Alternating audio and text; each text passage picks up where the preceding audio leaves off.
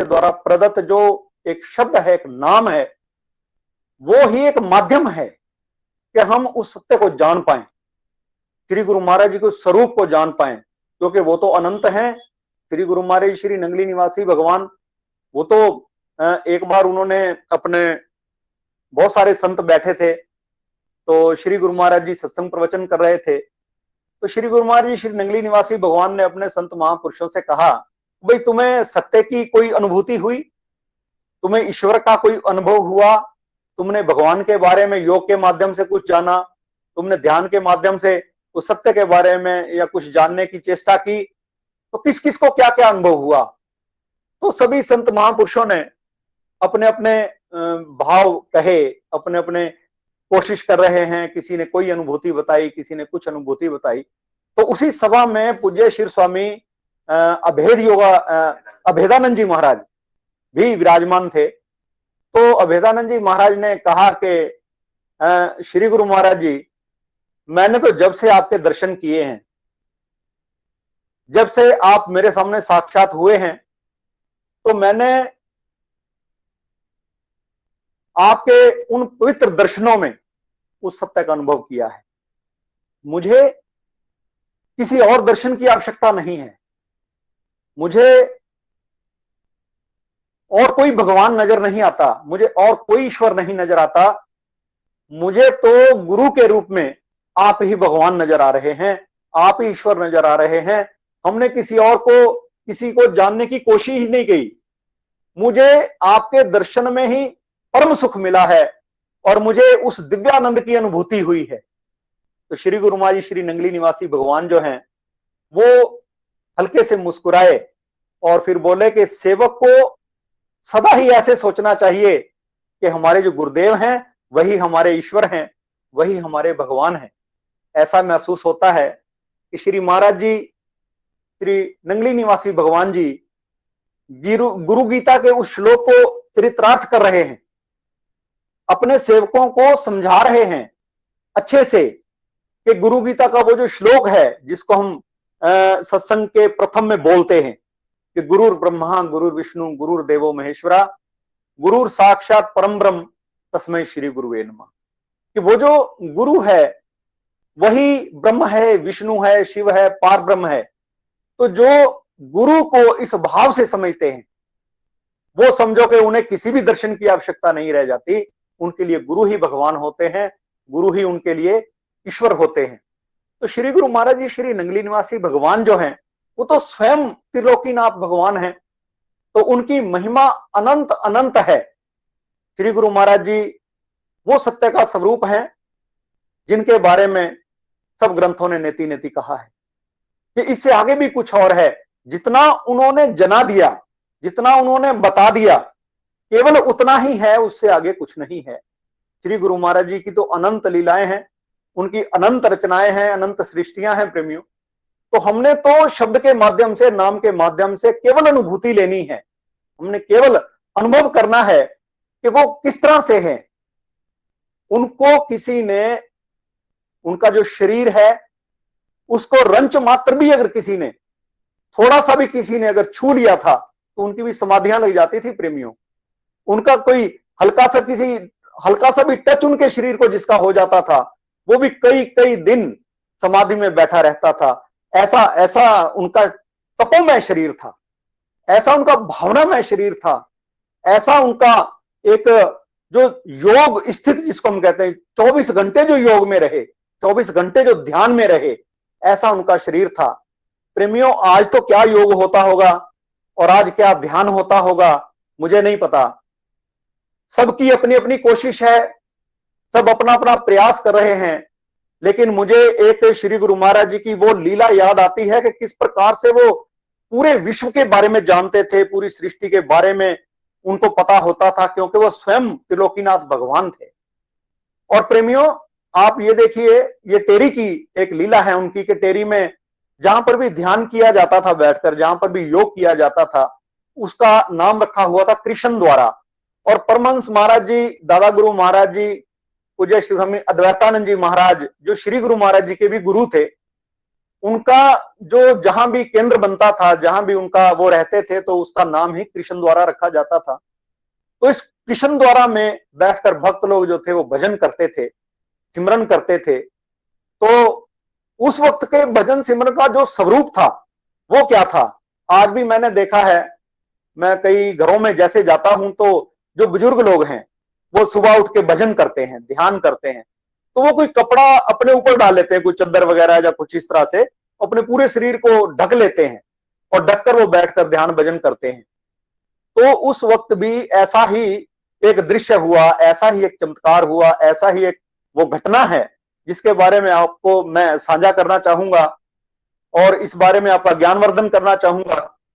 और वो श्री गुरु महाराज जी की बहुत प्यारी लीला है। तो मैं स्मरण नहीं कर पा रहा हूं कि मैं आपसे वो साझा करूं, मैं आपसे वो बात को कहूं। मुझे भी आनंद आएगा कहते हुए, आपको सुनते हुए भी उस चीज का आनंद आएगा कि उस कृष्ण द्वारा में टेरी में श्री गुरु महाराज जी का भक्त गया, भजन कर रहा है कृष्ण द्वारा में बैठकर, पूरा शरीर उसका ढका हुआ है और वो अपने ध्यान में, अपने भजन में बैठा है।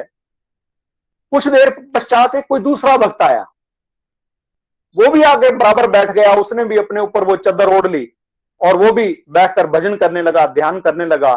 तो घंटा, 1.5 घंटा, 2 घंटे व्यतीत हो गए। तो पहले वाले जो भक्त बैठे हैं उसने सोचा मन में कि अगर मैं अभी उठ गया तो ये पहले वाला भक्त क्या सोचेगा कि अरे ये तो अभी बैठा था, अभी उठ के चला गया।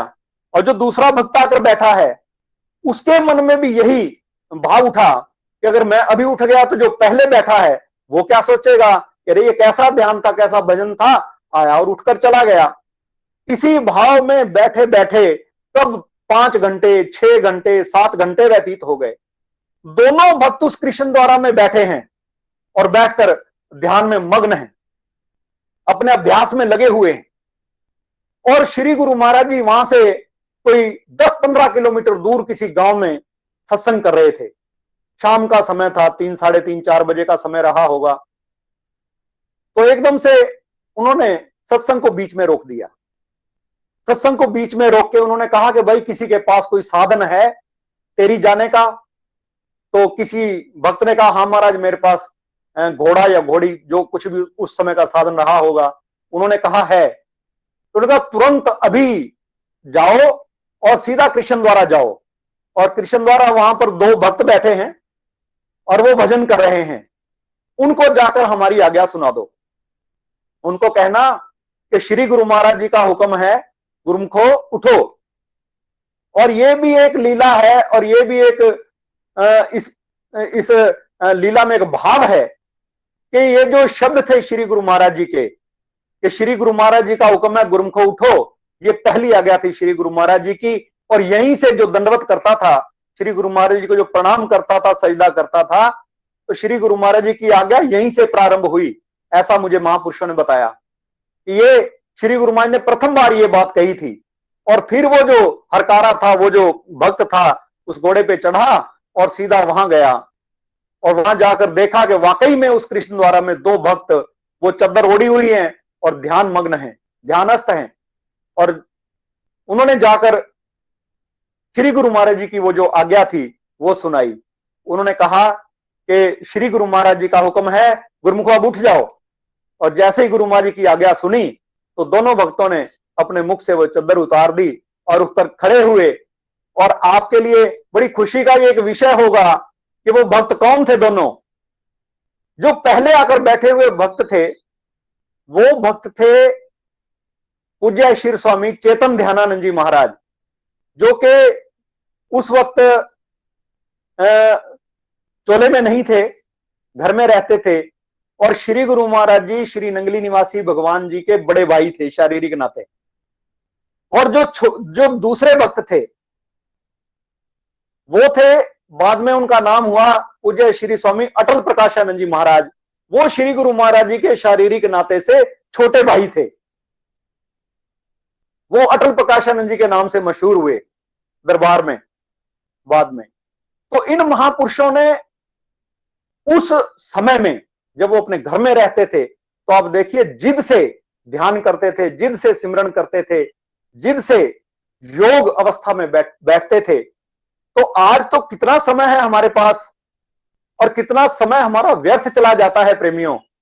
मैंने सुना है कि श्री गुरु महाराज जी श्री नंगली निवासी भगवान जी के नंगली साहब में पूज्य श्री स्वामी चेतन दयानंद जी बरामदे में बैठा करते थे। तो और कभी भी उन्होंने अपनी नजरों को ऊंचा नहीं उठाया, किसी ने मत्था टेका तो उनकी तरफ नहीं देखा उन्होंने कभी भी। और उनके इतिहास में जिसकी तरफ भी उन्होंने देखा तो वो 3-3 दिन 4-4 दिन वो लोग समाधियों में रहे, उनको अपनी होश नहीं रही। ऐसा तेज, ऐसा तप उनकी आंखों में था कि जिस पे भी नजर डाल दी समझ लो के काम हो गया।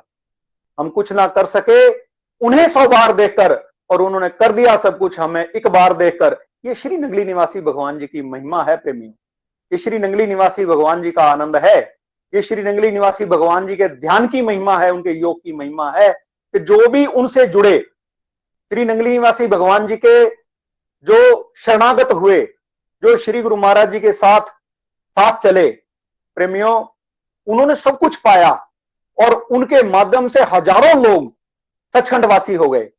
उनके माध्यम से, उस शब्द के माध्यम से, उन गुरुओं के माध्यम से उन्होंने वो अनुभूतियां की, उन्होंने वो अनुभव किए कि जिनका आज हम लोग वर्णन तक नहीं कर सकते। ऐसे ऐसे अनुभव हैं, ऐसे ऐसी अनुभूतियां हैं जो लोग ध्यान करते करते श्री गुरु महाराज जी